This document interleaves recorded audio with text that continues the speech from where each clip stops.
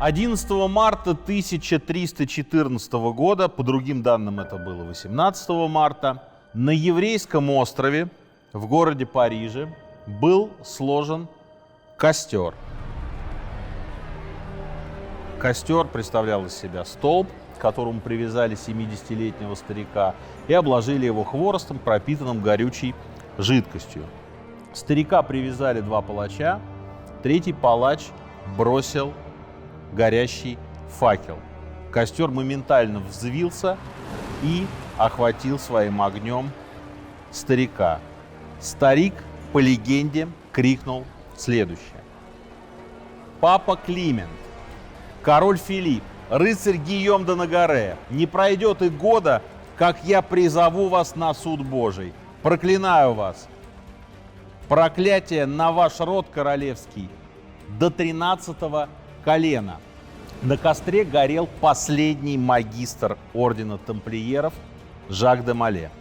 Цитату я привожу по книге Мориса Дрюона «Проклятые короли». На самом деле рыцарь Гийом де Нагаре умер за год до описываемых событий, а король Франции Филипп Красивый и папа римский Климент действительно в течение следующего года умерли. А на костре закончил свой путь Жак де Моле, последний великий магистр или гроссмейстер ордена тамплиеров. Трудно поверить, но действительно за 2 года до описываемых событий это была самая влиятельная организация в Западной Европе.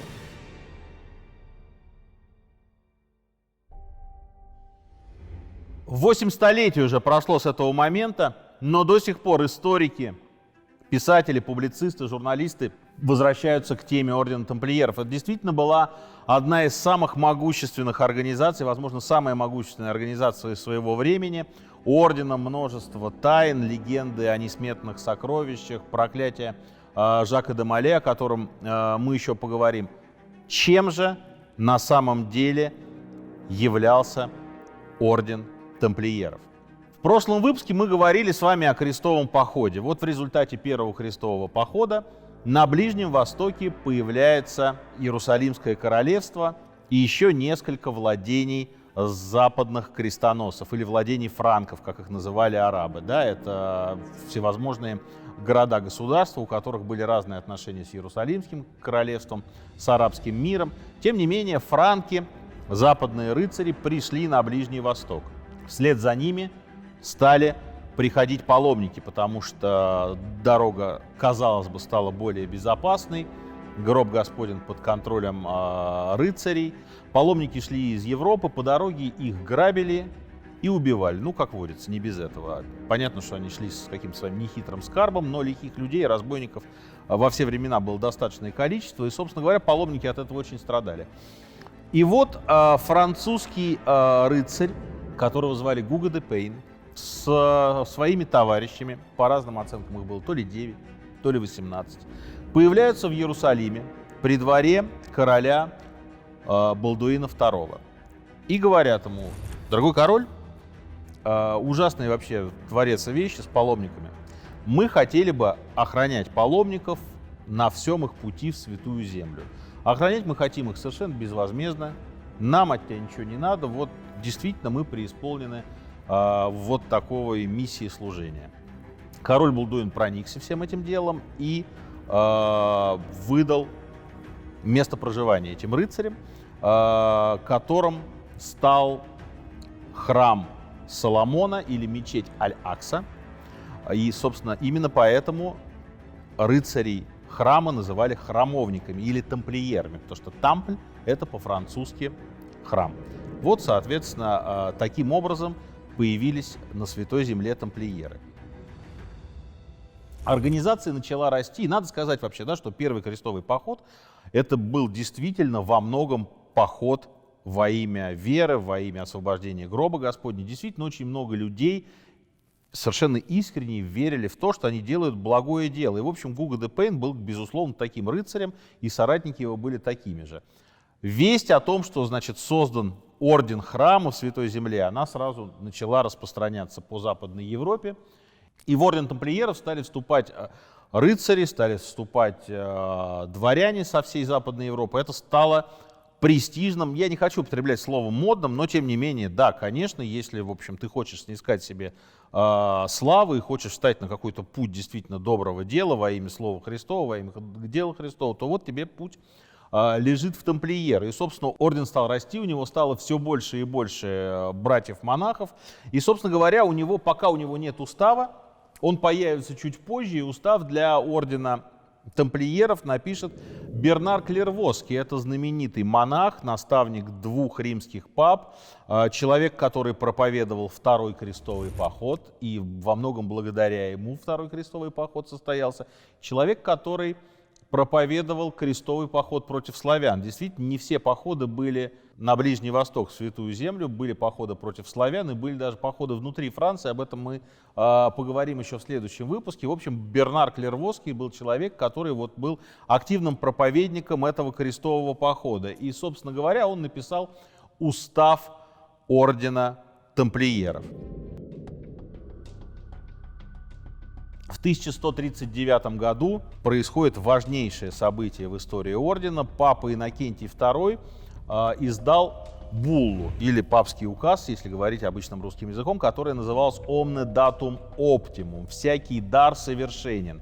Булла говорила о том, что теперь тамплиеры подчиняются исключительно папе римскому. Они освобождены от налогов, и они могут путешествовать в любую землю, в какую им только заблагорассудится. Иными словами, в западном мире появилась новая организация, которая стоит выше королей, которая стоит совершенно точно выше любого среднего дворянства и которая подчиняется исключительно римскому папе. Тогда еще, в общем, никто не понимал, во что эта организация разовьется. Пока это действительно союз рыцарей или союз воинствующих монахов, если вы хотите, которые на Святой Земле защищают паломников и помогают местным королям, местным феодалам воевать с мусульманским миром, потому что воюют они хорошо. Тамплиеры, например, участвуют в таких битвах, как битва при Аль-Букае в 1163 году. Это битва с эмиром Нур-ад-Дином, довольно такой известный эмир, и, в общем, тамплиеры себя показывают там с наилучшей стороны. В 1177 году они воюют в битве при Рамле. В общем, это такой крестоносный спецназ, если позволите. Вообще, давайте поговорим подробнее вообще, что из себя представляло внутреннее устройство и внутренняя жизнь ордена тамплиеров.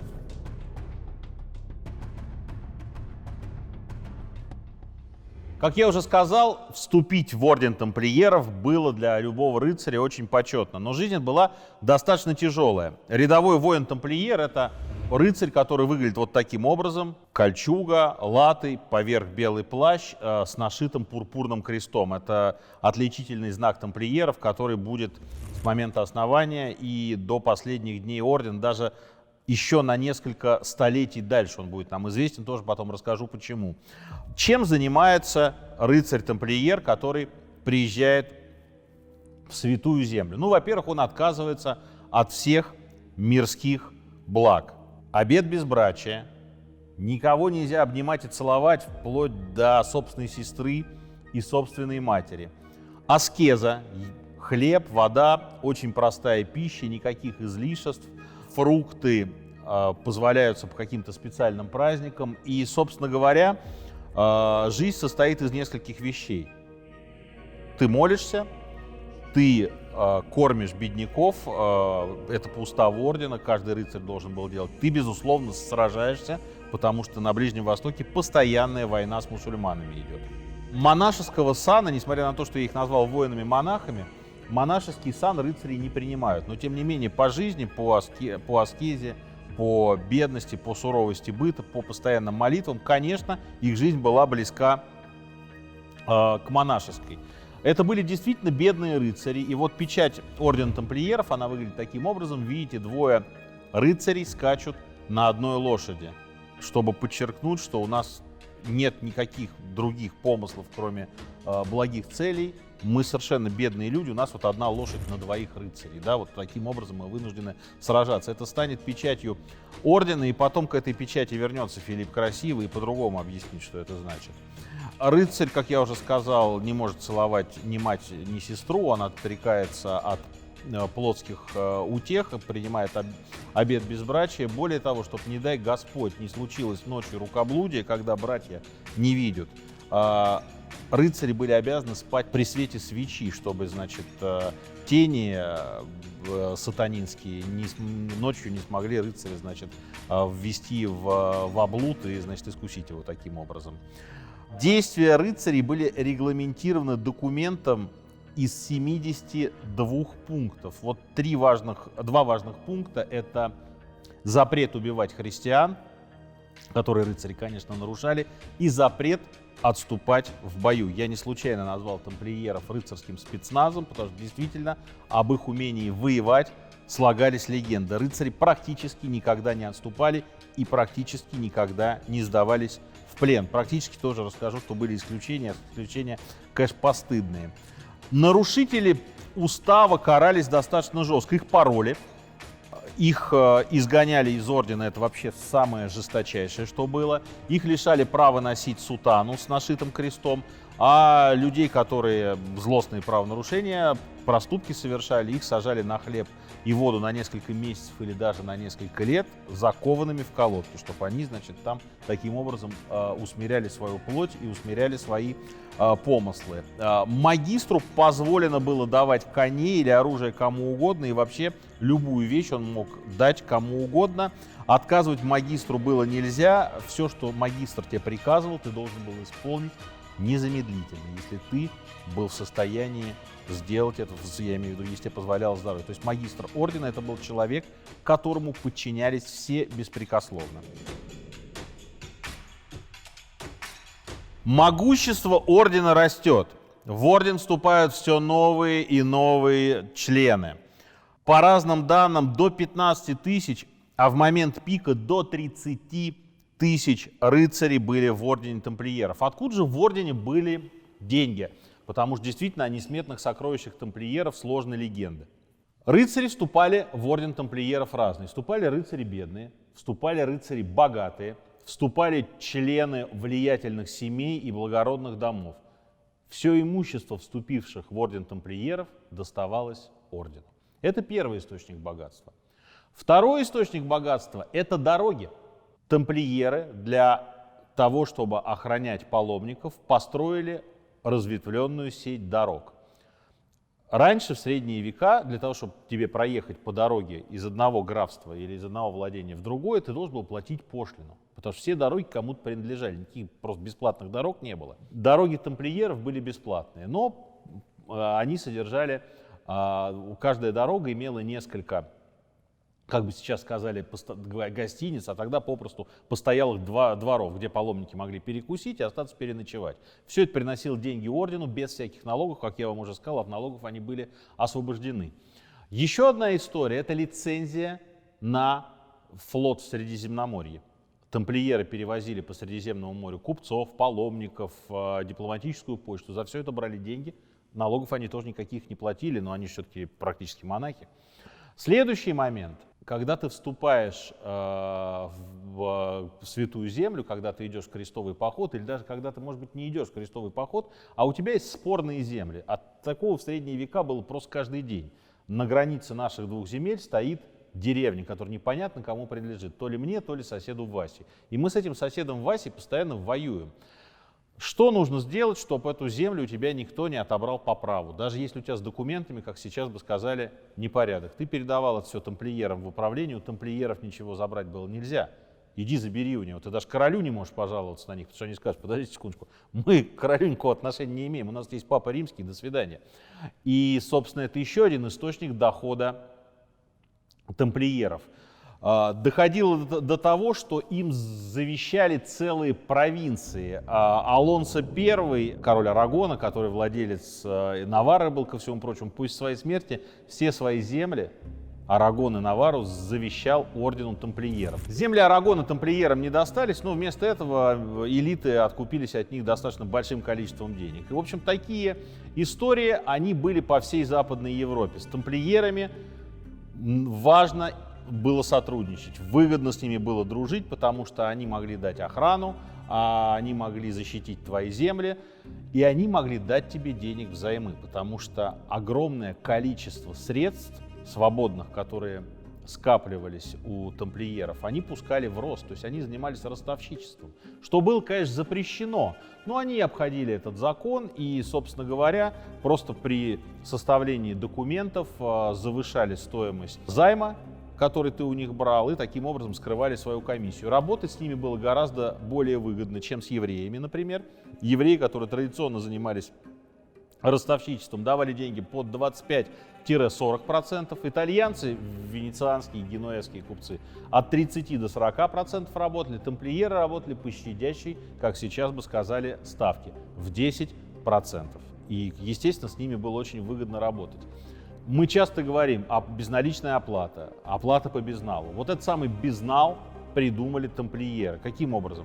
Ввозить деньги из Бургундии в Голландию, ну, в Голландии-то не было, была Фландрия, да, опасно. Или там из Испании, из Мадрида, из Барселоны в Париж везти деньги наличные было опасно, потому что тебя грабили постоянно. Причем грабили не просто какие-то шайки попрошаек, а шайки странствующих рыцарей. Поэтому тамплиеры придумали чеки. Что это такое?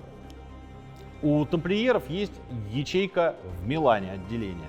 Ты выехал из Милана и сдал в местное миланское отделение 100 тысяч золотом. Тебе дали чек, взяли от Ивана Ивановича Иванова 100 тысяч золотом. Ты брал отпечаток большого пальца, прикладывал, это была твоя печать. Чек клал в карман и без денег ехал в Париж. В Париж ты приходил, к тамплиерам давал чек, тебе выдавали 100 тысяч, и за это какую-то комиссию брали. Это была первая европейская, первая мировая финансовая безналичная система. Есть споры, что арабы до этого придумали такую же систему, но я не буду сейчас никому пальму первенства отдавать. В Западной Европе совершенно точно первыми были тамплиеры. Вот поэтому, если хотите, вот эти вот кредитные карты, которые сейчас есть у каждого, это то, что придумали тамплиеры. Просто тогда кредитными картами служили вот такие вексели, такие чеки с отпечатком большого пальца. Еще одним таким фактом, говорящим о влиянии тамплиеров, это история про Англию. В Англии, в Лондоне до сих пор сохранилось частично это место, которое называется Темпл. В Париже был Тампль, в Лондоне был Темпл. И, собственно говоря, глава английских тамплиеров занимает место в королевском парламенте. То есть, иными словами, переводя на русский язык, в Государственной Думе. Это очень важный человек. И тамплиеры таким образом получают влияние по всей Европе. Безусловно, чтобы управлять такой организацией, ее надо структурировать. Как была структурирована организация тамплиеров?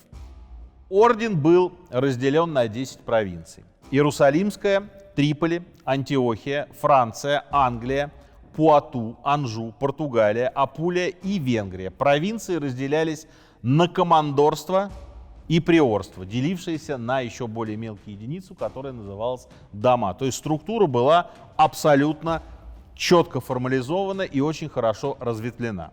Главные лица ордена. Магистр – это абсолютный правитель ордена, не подчиняется никому из королей земных, кроме Папы Римского.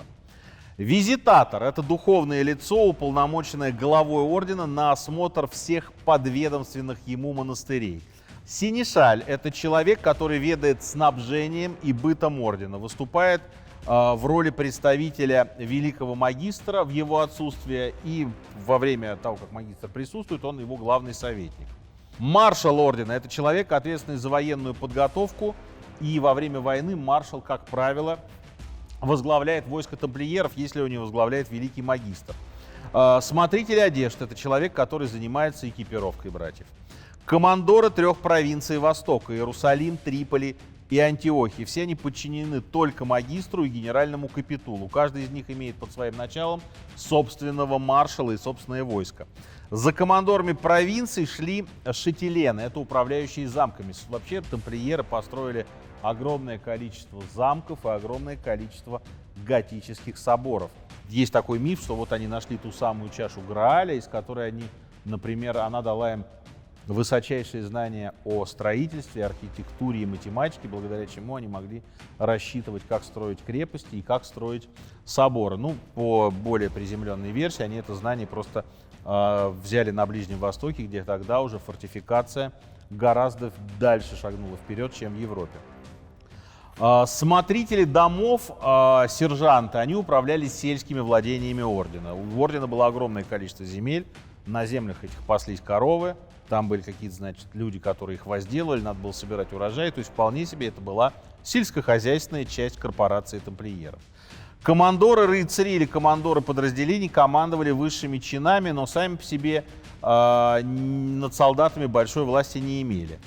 Братья рыцари и сержанты конвента — это были как раз воины, которые одевались в белые плащи с алыми крестами. Им уже полагалось, они могли иметь до 3 лошадей, больше не могли иметь, потому что все-таки орден, подчеркну, бедная организация, как считалось, поэтому только 3 лошади им уже было положено. Туркополы — это легкие отряды, которые набирались из наемников, как правило, местных жителей, если речь идет о Ближнем Востоке, они сражаются на стороне тамплиеров. Унтермаршал — это человек, который командует сержантами-командорами в битве, наряду с охраной из рыцарей возглавлял марш. Знаменосец — это очень важный человек, это рыцарь, который несет штандарт тамплиеров. У него важная функция, помимо того, что потеря знамени во все времена считалось просто величайшим воинским преступлением, потому что если знамя потеряно, все, собственно говоря, часть может обратиться, воинское подразделение может обратиться в бегство. Кроме того, знаменосцы подавали флажками сигналы во время битвы. Как был одет рыцарь? Значит, у него шапка, над шапкой вязаный подшлемник, потом кольчужный шлем, и наверху еще шлем, то есть латный доспех. Ты ничего не слышишь. И единственная возможность с тобой управлять, если с тобой рядом человек не находится, это флажками. И знаменосцы важнейшую функцию, практически как радисты в современной войне. Вот такую функцию они несли. Сержанты-командоры домов — это люди, которые обеспечивали боеспособность войска. И самый последний чин в ордене — это суконщик. Человек, который, как нетрудно догадаться, отвечал за то, чтобы сукно или форма рыцарей была в надлежащем порядке. То есть, как вы видите, структура была супер разветвленная. В ней было все: финансы, дипломатия, внутренние войска, внешние войска и даже, как мы видим, агропромышленный комплекс. Это была, по сути, гигантская корпорация, которая не подчинялась ни одному из королей, имела огромное количество денег, и вы понимаете, там, где деньги, там и связи. Ты перевозишь дипломатическую почту, ты узнаешь какие-то секреты. У тебя занимают деньги ведь не только какие-то простые дяди Васи, у тебя занимают деньги короли, у тебя занимает деньги сам Папа Римский. Ты понимаешь, какого уровня вопросы ты можешь решать.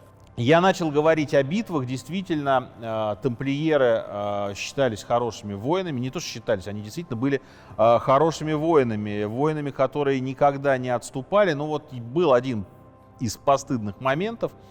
1187 год. Крестоносцев на всем Ближнем Востоке давит совершенно гениальный арабский воитель Салах ад-Дин. Мы его знаем под именем Саладина, который, в общем, в хвост и в гриву этих крестоносцев разбивает. И вот при одной из битв великий магистр ордена Жерар де Ритфорд попадает к Саладину в плен, проводит там какое-то количество времени и выходит. И злые языки говорят, что великий магистр обменял свою свободу на то, что принял ислам. Спустя пару столетий эту легенду тоже вспомнит французский король Филипп Красивый.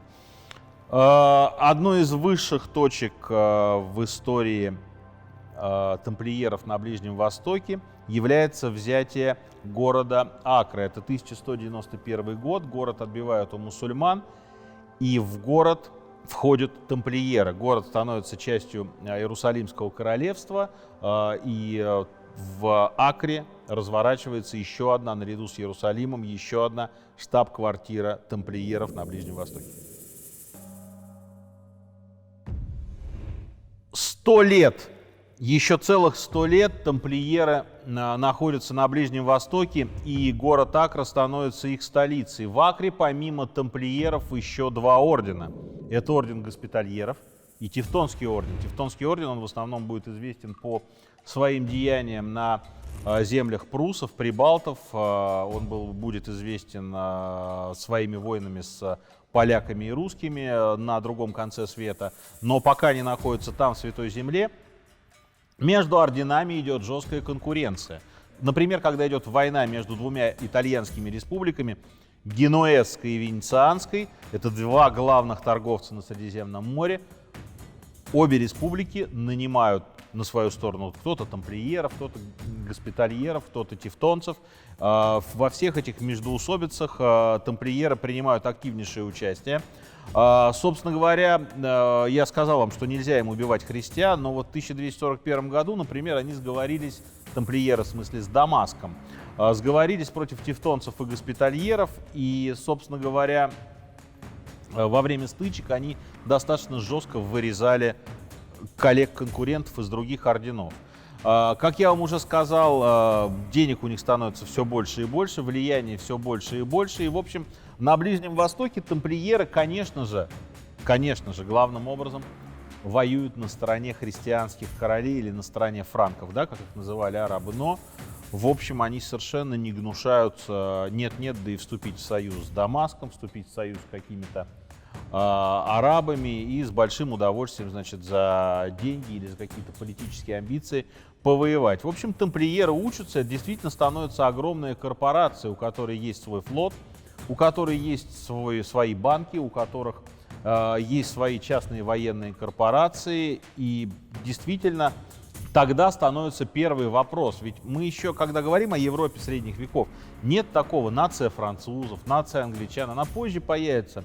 Нации испанцев. Все это в Англии и Франции родятся как нации во время Столетней войны. Испанцы, когда победят и окончательно изгонят арабов с Пиренейского полуострова, пока это все-таки феодально раздробленная Европа, где вот только-только начинает усиливаться власть королей. И, собственно, непонятно, точнее понятно, что, конечно, орден тамплиеров — это организация, наверное, влиятельней некоторых королей. Возможно, она не влиятельней короля Англии или короля Франции, а уж короля в какой-нибудь Венгрии или Чехии, ну, конечно, тамплиеры важнее. Безусловно, с ними важнее договариваться. И, собственно говоря, вот в эти 100 лет тамплиеры приобретают пик своего могущества. В тот же момент происходит упадок западных королевств, да, упадок королевств крестоносцев, потому что крестовые походы теряют свою популярность, заманивать в них людей становится все сложнее и сложнее, потому что в одном из крестовых походов братья-крестоносцы грабят Константинополь, который христианский город, происходит постоянная резня, изымание денег, междуусобные распри уже между самими крестоносцами на Ближнем Востоке. И идея крестового похода приходит в забвение. Естественно, для того, чтобы защищать свои владения, нужен постоянный приток людей из Западной Европы. А притока нет. То есть у тамплиеров, конечно, приток есть, но тоже не такой серьезный. И этим, конечно, пользуются мусульманские владыки окрестные. Они понемногу сжимают свою железную хватку. И, собственно, королевство за королевством они опрокидывают крестоносцев в море, изгоняют их. И, собственно, Акра в какой-то момент, а именно к 1291 году, город Акра, где стоит штаб-квартира тамплиеров, становится последним оплотом западных рыцарей или крестоносцев на Святой Земле. И, собственно, в 1291 году Акре приходит конец. Это эпический штурм, о котором стоит рассказать отдельно. Все начинается с того, что оставшись последним оплотом крестоносцев, Акра взывает о помощи к Западной Европе. И вот Папа Римский присылает наемников. 1600 воинов из Ломбардии приплывают, точнее, в город Акра. Вот, и все бы хорошо, но есть один небольшой нюанс. Папа их, конечно, отправил, только не сказал, кто за это платить будет. А платить, собственно, некому, потому что тамплиеры не хотят за это платить. Они говорят, мы же здесь сражаемся во имя, значит, имя Христа, а что же мы вам будем платить? Мы не будем вам платить. Значит, король Кипра, который на тот момент является последним большим крупным королевством крестоносцев, он тоже не хочет за это платить. Что делают наемники? Как и все наемники во все времена, они выходят в город, за пределы города, потому что в городе им тамплиеры не дают грабить, и начинают грабить окрестности. Они начинают грабить окрестности, они начинают забирать у людей скот, провизию, деньги, и в какой-то момент в городе тоже начинается стычка, потому что надо понимать, как устроен быт. Это не город, в котором только сидят тамплиеры, госпитальеры, тевтонцы и, значит, остальные жители этого города, они все тоже католики. Нет, совершенно нет. В городе живут евреи, в городе живут мусульмане. Более того, тамплиеры договариваются с мусульманскими владыками о том, что, значит, вы наших паломников не обижайте, а мы ваше мусульманское население в Акре тоже трогать не будем. Вот у них мечеть, пожалуйста. И вот это все каким-то образом существует. То есть нет никаких таких совершенно беспощадных, четких границ, если война не идет. И вот ломбардцы, они, соответственно, набрасываются на мусульман, грабят, вырезают, кого-то, конечно, насилуют. И это становится известным султану Калуну, который к тому моменту уже один из серьезнейших игроков на Ближнем Востоке. Это султан Мамлюков. Он требует немедленного... Он вообще, на самом деле, конечно, его цель — это снести Акру, снести крестоносцев, уже освободить Ближний Восток от франков. И он пользуется этим избиением мусульман как предлогом. Он отправляет письмо в город Акра и говорит, значит, дорогие товарищи тамплиеры, преступников выдать, арестовать, прислать мне. Я, значит, сам их буду судить. А что тамплиеры говорят, не, мы всех нашли, уважаемый, дорогой султан, мы всех покараем. И тамплиеры делают финт. Они берут, вытаскивают из тюрьмы осужденных за тяжкие преступления, убийства, грабежи и насилие. И, значит, кого-то из них казнят, человек там, по-моему, 10. И говорят, дорогой султан, вы знаете, вот зачинщиков мы казнили.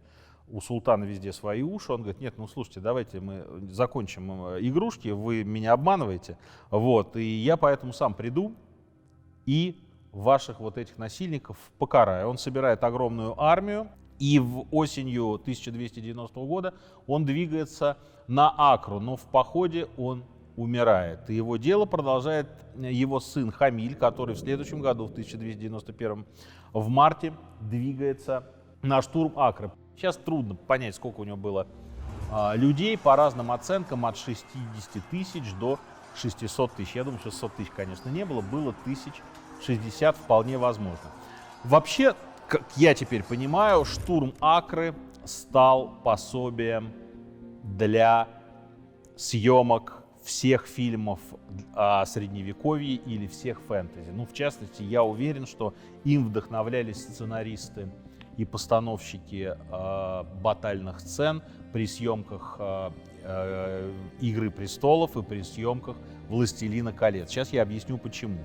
Значит, двигается эта огромная армия мамлюков на город Акру. В городе Акра 15 тысяч бойцов. Это и тамплиеры, госпитальеры, тевтонцы и королевские части. Они готовятся охранять Акру. С мамлюками двигается огромное количество метательных машин. Баллисты, катапульты. И каждая катапульта, они были построены настолько огромные, каждая катапульта имела свое собственное имя. Могучее, беспощадное, мститель и так далее. То есть, если вы вспомните штурм Гондора во «Властелине колец», там вот этот таран огромный, в котором, значит, волчья пасть, в котором огонь был в волчьей пасти, он тоже каким-то образом назывался. И вот эти вещи — это нечто мистическое, да, когда неодушевленные предметы, как города, приобретают свои имена. Конечно, это такой вселяет какой-то почти магический ужас. 5 апреля начинается осада Акры. Выходит на крепостную стену очевидец тех событий, смотрит вниз и видит, что вся долина усыпано алыми шатрами. Это пришло войско султана, те самые 60 тысяч человек, которые начинают катапульты, баллисты и камнеметательные машины расставлять напротив города Акра. Что представляет собой Акра? Сейчас она находится на территории современного Израиля. Это город, высокие крепостные стены, перед крепостной стеной с одной стороны ров, а с другой стороны море. И это огромное преимущество, потому что город не отрежешь от воды и провианта. И у жителей города собственный флот. И вот начинается осада. Как она происходит? Классическая осада — это взять город в кольцо, лишить его провианта, то есть продовольствия и воды, и город сдастся сам. Ну и параллельно еще закидывать его всякими каменьями, параллельно, значит, его штурмовать, попытаться засыпать землей ров, который находится перед городом, и идти на штурм. Значит, с Акрой было все сложнее, потому что ее не блокируешь. С моря постоянно подходили суда, которые привозили еду, привозили воду, в городе водоснабжение, все там хорошо. Пытаются мамлюки подойти к стенам и засыпать ров. Их со стен поливают таким градом стрел, болтов из арбалетов, кипящей смолы, кипятка, что подойти к этому совершенно невозможно. Ров засыпать нельзя, потому что фортификация, вернее инженерное дело средних веков устроено таким образом, что приходят саперы, ров засыпают, начинают подкапывать башни, чтобы башня, значит, крепостная стена обрушивалась. Этого сделать не получается. Более того, тамплиеры, используя собственную флотилию, сажают катапульты на корабли и осколками скал с моря пуляют в мамлюков и наносят им страшный урон. Сами эти катапульты защищены щитами из коровьих шкур, и пробить их просто луком не получается никаким образом. Одна из катапульт была такая большая, что судно было перегружено и в какой-то момент утонуло. Пользуясь флотом, защитники города высаживают десант. Ночью они высаживаются, потому что конница же есть, и конница воюет хорошо, и вот эту конницу высаживают на берег. Она ночью пытается захватить лагерь султана, но лошади в темноте путаются за веревки, которыми палатки прибиты к земле, шатры точнее, падают, начинается смятение. В арабских хрониках есть упоминание, что глава этой вылазки ночью, не видя, куда он едет, попал вместе с конем в выгребную яму, то есть в туалет, и там, собственно, утонул. Не знаем, было это на самом деле или нет, но, в общем, все это происходит довольно долго, но 17 мая, наконец, удается мамлюкам засыпать ров. Каким образом? Они построили огромные экраны. Это натянутые коровьи шкуры, натянутые между двух деревянных палок или там нескольких деревянных палок, которые закрывают работников, закрывают саперов сверху от того, чтобы и в них прекратили пулять из лука и из арбалета. И, собственно, они делают подкоп, и начинается 18 мая штурм Акры. Первая часть бастиона падет. Начинается эвакуация гражданского населения, потому что первая опоясывающая стена рушится, остается вторая, и город начинает эвакуировать. Собственно, тамплиерам удается спасти свою казну, они грузят ее на галеры уходят на остров Кипр, и тамплиеры, надо отдать им должное, они осуществляют прикрытие эвакуации гражданского населения. Случается, огромное количество людей тонет, потому что понятно, что в большой панике все это происходит. В частности, патриарх набивает свою лодку людьми, такого количества людей он принимает на борт, что лодка тонет вместе с патриархом. И, собственно говоря, тамплиеры укрываются в замке, и штурм этого замка проходит совершенно трудно и тяжело, и, в общем, мамлюки в какой-то момент заканчивают его штурмовать и решают с тамплиерами дело миром. Каким образом? Они договариваются, что тамплиеры берут оружие, знаки различия, флаги и спокойно выходят из крепости, садятся на галеры и уходят. И, собственно, вот этот вот эпизод, он влек, как я понимаю, в финал фильма «Царство небесное», только там речь шла о штурме Иерусалима. Тамплиеры выходят в этот же момент. Один из военачальников мамлюков шастает по городу и он видит, что на последней, на главной, на магистерской башне тамплиеров поднят штандарт султана, и он видит, что там какое-то, значит, местное население кучкуется, и он с отрядом, значит, пытается взять их в плен или ограбить, не понимая, что это, согласно договоренности, тамплиеры и последние гражданские лица покидают город. Тамплиеры оказывают ему сопротивление, ожесточенное, уничтожают этот отряд. Султану докладывают это таким образом, что тамплиеры нарушили условия перемирия, он объявляет следующий штурм. Тамплиеры количеством 200 человек остаются в башне, и начинается последний штурм. Говоря об Акре, хочется и об отступлении тамплиеров, хочется сказать, что, например, Гийом де Баже, человек, который был в тот момент магистром тамплиеров, он во время осады бился на переднем краю и погиб. И вот, собственно, когда был первый штурм, в него попала стрела, и когда он увидел, что тамплиеры начинают отступать, он обернулся и сказал: вы что, не видите? Я не бегу, я умираю. И, собственно, его отнесли в госпиталь, он там скончался в течение нескольких часов, но действительно они показывали совершенно беспримерные чудеса храбрости. Возвращаясь к последнему штурму, 200 человек с небольшим количеством гражданского населения укрываются в магистерской башне, и вот 30 мая начинается штурм. Ну, то есть какой штурм? Саперы подрыли эту башню, башня осыпалась, и последние защитники Акры там погибли, а кто не погиб, того, соответственно, добили мамлюки. Вот таким образом пала Акра, и таким образом закончилась эпоха тамплиеров на Ближнем Востоке. Они переезжают в Европу.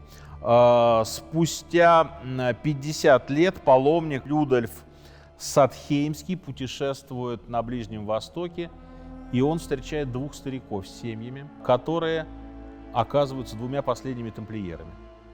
Они каким-то образом остались живы, они приняли ислам или договорились с мамлюками. В общем, их не тронули, они с семьями живут в горах, занимаются пастбищем или там овец стригут, ну, в общем, каким-то мирным ремеслом. Они рассказывают, что они два последних тамплиера, и Людольф делает все, чтобы их с семьями эвакуировали на родину. Их принимает Папа Римский. История о том, что они приняли ислам, конечно, тут же заминают. Рассказывают, что вот они, два последних героя, через 50 лет вернулись на родину. Вот таким образом закончилась история тамплиеров на Ближнем Востоке, и начался последний период истории тамплиеров уже в Европе.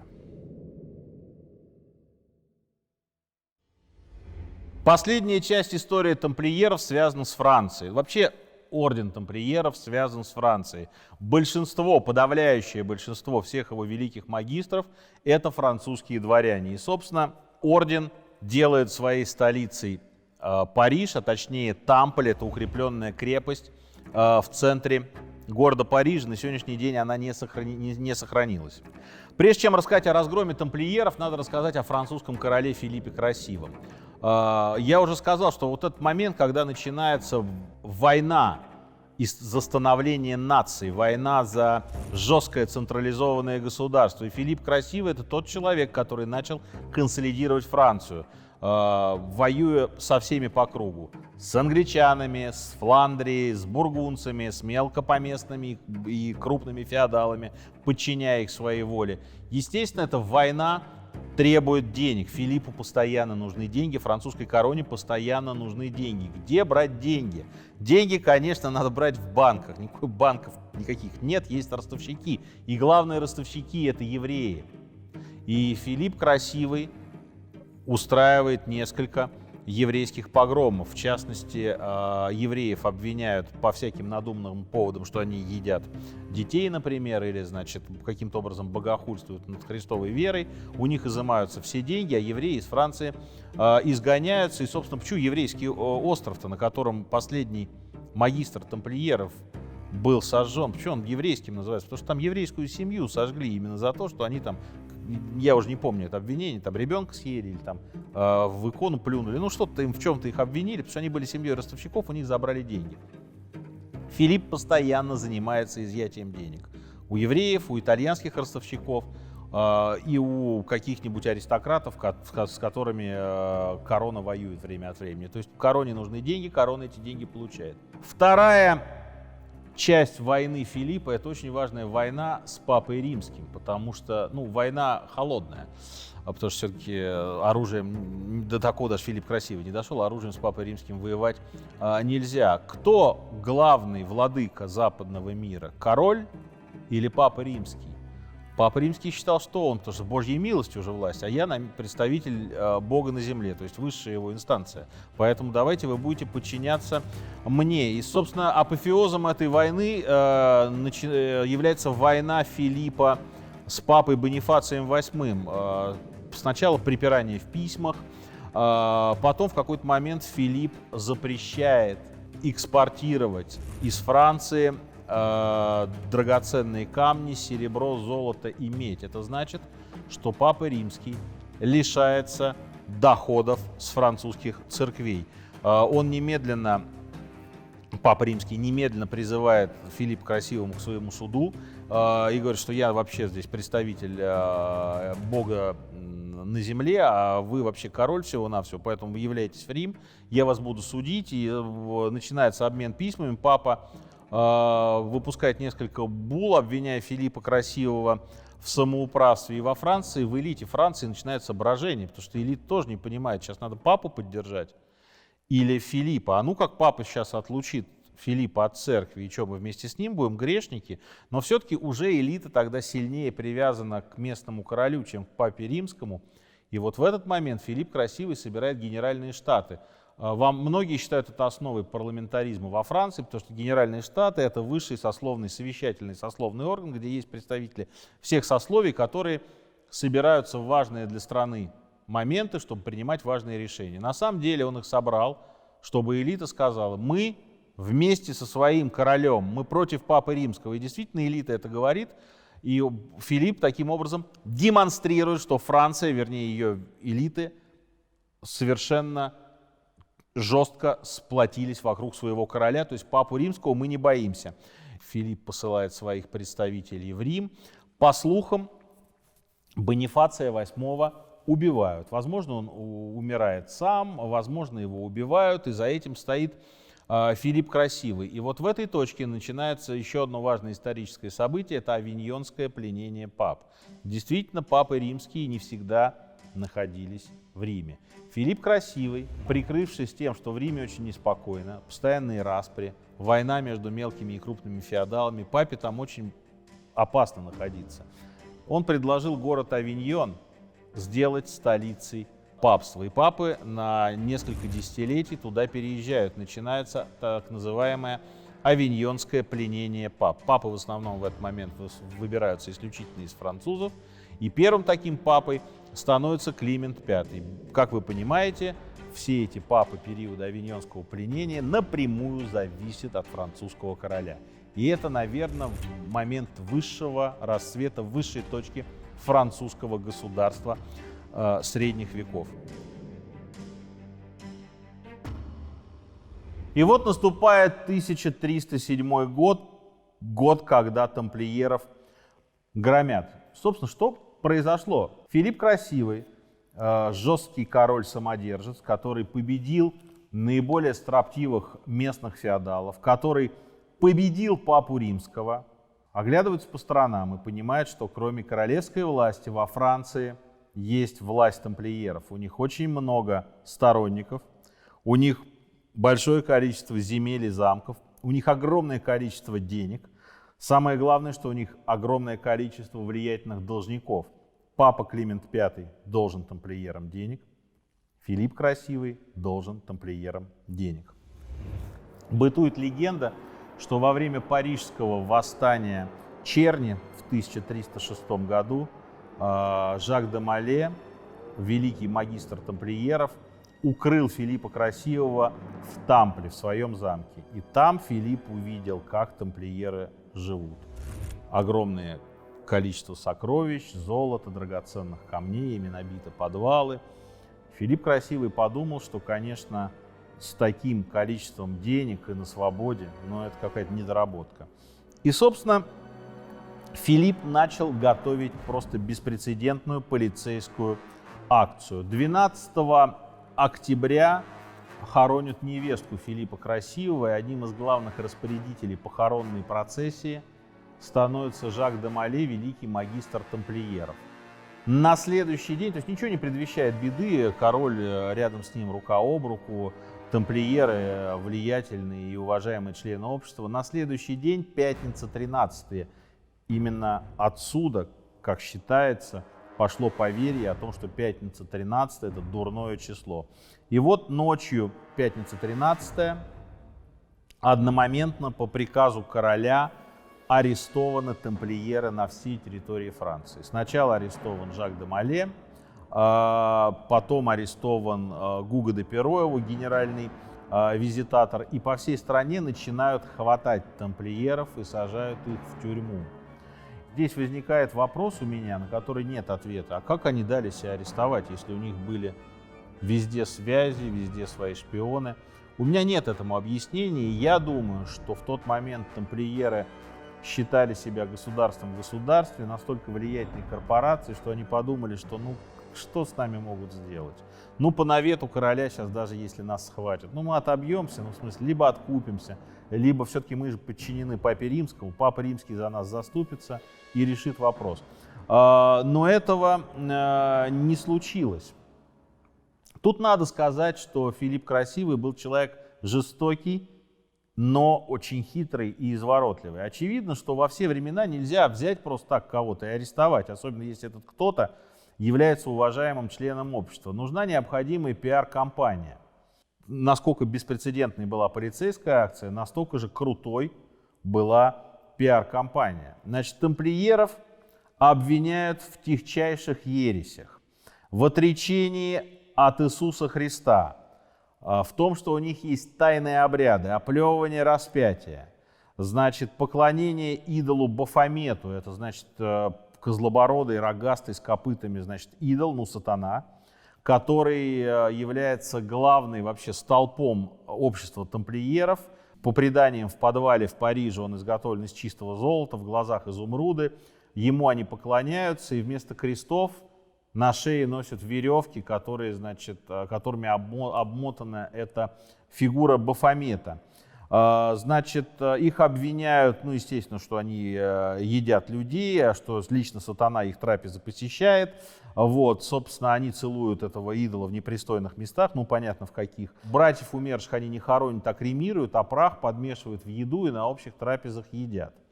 И дальше два момента. Я вам рассказывал о том, что один из великих магистров когда-то сдался в плен Саладину. Это вытаскивают, что вот 100 лет назад он ислам принял, и с тех пор тамплиеры приняли ислам и веруют еще и в сатану. Вот такая смесь верований. А самое главное — печать. Вот вы видите, два рыцаря скачут на одном коне. Тамплиеры вам расскажут, что это от бедности. Но на самом деле это же главное гей-сообщество. Ну уж понятно, ну два мужика едут на коне. Ну зачем они едут на коне? Почему один обнимает другого? Ну понятно же почему. Их обвиняют в содомии, в мужеложестве и даже зоофилии. В общем, вот такой набор тезисов выбрасывается на головы необразованного французского населения, и все, конечно, ужасаются, потому что, ну, понятно, бабки от сатаны и от гомосексуалистов. Ну, откуда еще бабки могут быть? Понятно, что человек, в общем, он средневековый, да и не только средневековый, в наши дни в это бы с удовольствием поверили. В общем, начинается арест тамплиеров по всей стране, и начинается судилище. Тамплиеров пытают, инквизиция действует жесточайшим образом, и, собственно говоря, и великий магистр Жак де Моле, и Гуго де Перо, и сотни рыцарей по всей стране признают себя во всем этом виновными. Да, говорят, Бафомета целовали в непристойных местах, кремировали погибших товарищей, зоофилией занимались, мужеложеством занимались каждый день. Естественно, так все и было. Ну, пытались жесточайшим образом, признаться можно в том, что даже Папу Римского они пытались съесть. И многие пыток не выдерживают и признаются.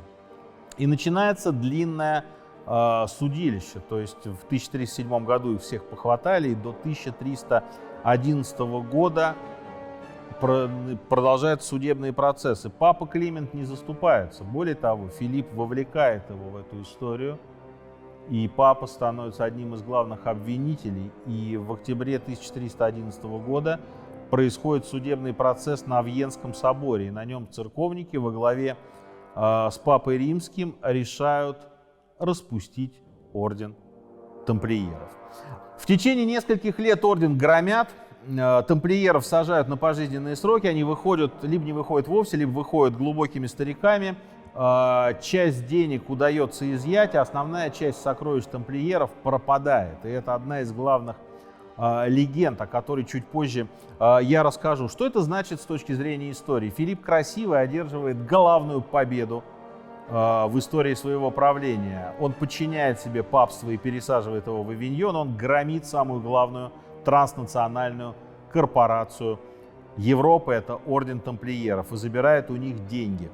Деньги забираются не просто так. Все-таки Филипп Красивый попытался это все облечь в такую в псевдозаконность, и деньги изымаются в пользу римской церкви и передаются ордену госпитальеров. Это нищий орден, значит, давайте вот деньги мы отдадим туда. И после того, как туда приходит часть денег тамплиеров, Филипп Красивый их оттуда изымает, потому что судебные тяжбы же мы вели. Мы, корона, вели тяжбы судебные с тамплиерами несколько сложных лет. Поэтому надо их оплатить. И оплачивать будете вы же теперь наследники сокровищ тамплиеров, то есть деньги так или иначе Филипп Красивый изъял. По всей Европе проходят суды над тамплиерами, и во всех странах с разным успехом они проходят. Например, в Испании практически не преследуют тамплиеров, в Италии с переменным успехом, в Германии с переменным успехом, в Англии тамплиерам удалось убежать дальше туда, в Шотландию. И, конечно, нигде такого беспредела, как во Франции, с ними не творится. И, собственно говоря, по преданию, сокровища тамплиеров, включая знаменитую чашу Святого Грааля, тамплиеры вывозят. Создается два ордена. Первый орден, орден Монтеза, это орден в Испании, он становится очень влиятельным, очень богатым за очень короткий срок. И, собственно, вот поэтому считается, что французское сокровище тамплиеров уехало в Испанию. И дальше в Португалии возникает орден Христа, который тоже носит эти пурпурные кресты. И когда я говорил, что слава тамплиеров их опередит на несколько столетий, когда наступит эпоха великих морских открытий, великих географических открытий, каравеллы под тамплиерским крестом на своих парусах пойдут открывать новые земли. И там орден Христа будет существовать очень долго, будет очень влиятельным, и никто их трогать не будет. И часть тамплиеров еще осядет в Шотландии. 13 октября 1307 года король Франции Филипп IV Красивый дает приказ арестовать магистра ордена тамплиеров Жак де Моле за то, что тот еретик и занимается непристойными делами. После нечестного суда с поддержкой Папы Римского Климента V арестован и сожжен на острове Замной последний магистр ордена тамплиеров со словами «Господь хранит нашу смерть». Жак де Моле и Жофруа де Шарле, два человека, были сожжены на еврейском острове. Разные даты дают: 11 марта, 14 марта или 18 марта 1314 года. Они взошли на костер, предварительно Жак де Моле отрекся от всех своих признаний. Он сказал, что признания были сделаны под пытками. И вот, по легенде, со своего костра он проклинает Филиппа Красивого и проклинает папу римского Климента. И говорит, что в течение не пройдет и года, как я призову вас на Божий суд. Действительно, не пройдет и месяца. Папа Климент умрет 20 апреля, а Филипп Красивый умрет в ноябре этого же года. У него, по легенде, случится инсульт на охоте, и он умрет. Кроме этого, Жак де Моле проклял всех французских королей до 13-го колена, и действительно дети Филиппа Красивого умирают один за другим, не оставив потомков. И, собственно, Карл IV, последний из капетингов, умирает тоже, не оставив потомства по мужской линии. Таким образом, род капетингов угасает. Более того, есть еще одна легенда, что когда уже в более поздний период, в в XVIII веке происходит Великая Французская революция, и когда казнят на гильотине Людовика XVI, после того, как ему отрубают голову, на эшафот взбирается какой-то человек, касается эшафота рукой, касается крови, которая осталась после Людовика XVI, и кричит в толпу: «Жак де Моле, ты отмщен». Ну, мы, конечно, не можем это проверить, но, собственно, легенда красивая. Вот таким образом закончила свои дни самая влиятельная организация средних веков. Я уже сказал, что два ордена, один в Испании, другой в Португалии, образовались после разгрома тамплиеров, но вообще история тамплиеров отголосками своими идет еще дальше. Орден Розенкрейцеров в Германии считал себя наследником тамплиеров. Масоны современности и некоторые современные масонские ложи считают себя наследниками тамплиеров. В Америке действует орден, который называется «Дети Жака де Моле», и там, по-моему, 1015-1030 членов. Даже в России есть секта тамплиеров. Я полез в гугле и увидел фотографию достаточно смешно выглядящих людей, поэтому мы ее сюда вставлять не будем, потому что это уже совсем какая-то клоунада. Что хочется сказать в конце. Вот таким образом была разгромлена главная транснациональная корпорация средних веков. И, собственно, таким образом был дан ответ, что куда пойдет Европа? Она пойдет по пути жестких абсолютных монархий, или вот она продолжит свой путь в этой феодальной раздробленности, и папы римские и монашеские ордена будут важнее, чем королевские семьи. Европа вслед за Францией выбрала жесткий путь абсолютной монархии. Ну, чтобы закончить на романтической ноте, хочется сказать, что многие историки, французские в частности, позже работая с архивами, сходятся во мнении, что тамплиеров оболгали, что ни в чем они не были виноваты, просто хотели их лишить денег и влияния. И поэтому, таким образом, Филипп Красивый с ними расправился. Но, несомненно, одно: с концом ордена тамплиеров уходит та самая романтическая, средневековая, рыцарская Европа. Европа крестовых походов, Европа благородных рыцарей, Европа защитников гроба Господня, и начинается уже совсем другая Европа. Европа, где рождаются нации и где рождаются абсолютные монархии.